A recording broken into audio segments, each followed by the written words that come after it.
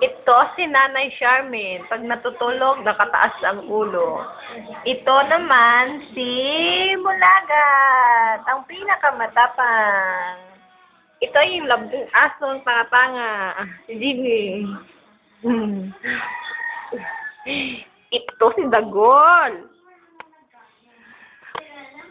Si Tahimik.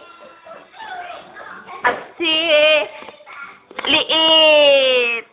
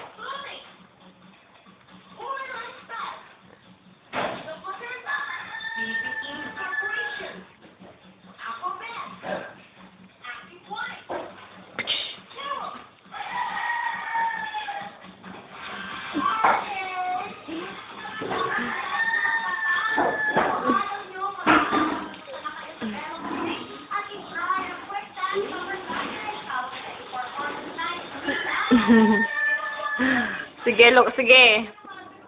Sige, awayin niyo si Ate Jeannie. Please.